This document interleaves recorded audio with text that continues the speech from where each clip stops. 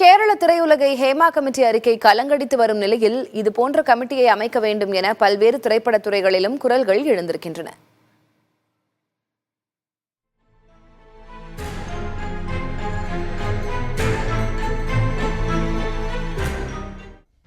மலையாள திரையுலகில் பாலியல் தொல்லைகள் தொடர்பான ஹேமா கமிட்டி அறிக்கை பெரும் அதிர்வலைகளை ஏற்படுத்தியுள்ளது.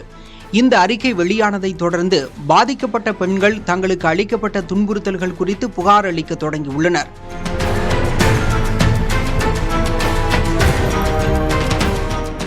இந்த விவகாரம் மற்ற திரைப்பட துறைகளிலும் எதிரொலிக்க தொடங்கியுள்ளது.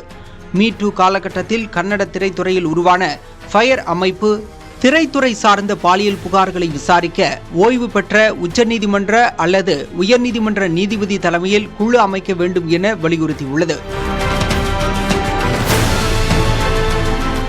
கர்நாடக முதல்வர் சித்தராமையாவை வலியுறுத்தி அந்த அமைப்பு எழுதியுள்ள கடிதத்தில் கன்னட திரையுலகைச் சேர்ந்த 153 நடிகர் நடிகைகள், இயக்குநர்கள் உள்ளிட்டோர் கையெழுத்திட்டுள்ளனர்.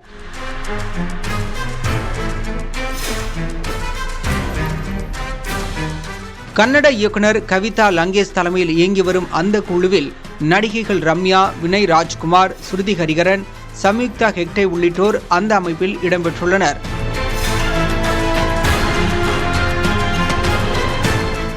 அதேபோல தெலுங்கு திரைத்துறையிலும் ஹேமா கமிட்டி இதுபோன்ற குழுவை அமைக்க வேண்டும் என கோரிக்கை எழுந்துள்ளது.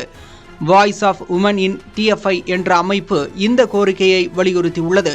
இது தொடர்பான அறிக்கையை நடிகை சமந்தா தனது சமூக வலைதள பக்கத்திலும் பகிர்ந்து இருந்தது குறிப்பிடத்தக்கது.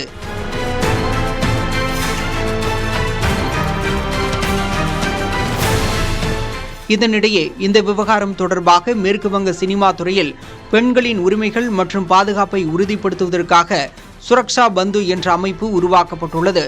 கிழக்கு இந்தியாவின் திரைக்கலைஞர்கள் மற்றும் தொழிலாளர்கள் கூட்டமைப்பின் சார்பாக மேற்கொள்ளப்பட்டுள்ள இந்த நடவடிக்கைக்கு மேற்கு வங்க திரைத்துறையினர் மற்ற அமைப்புகளும் ஆதரவு தெரிவித்துள்ளன.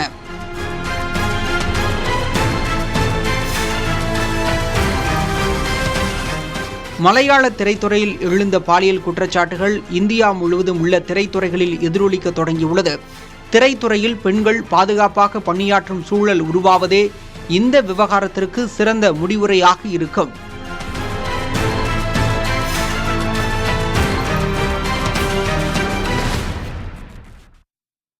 பாலியல் புகார் உறுதியானால் திரைத்துறையில் பணியாற்ற 5 ஆண்டுகள் தடை விதிக்க தென்னிந்திய நடிகர் சங்க பெண் உறுப்பினர்கள் பாதுகாப்பு கமிட்டி பரிந்துரைத்துள்ளது. பெண்கள் யாரேனும் பாலியல் துன்புறுத்தலுக்கு ஆளாகி இருந்தால் தங்களை அணுகலாம் என கமிட்டியின் உறுப்பினர் குஷ்பு தெரிவித்துள்ளார். ஒரு ப்ராப்ளம் இருக்குன்னா எங்ககிட்ட பேசுங்க. எங்களை மாதிரி ஆளுங்க அங்க உட்கார்ந்துட்டு இருக்கோம். உங்களுக்கு நியாயம் வாங்கி கொடுக்கறதுக்காக அங்க உட்கார்ந்துட்டு இருக்கோம். உங்களை பாதுகாக்கிறதுக்காக ஒரு அமைப்பு உருவாக்கப்பட்டிருக்கு.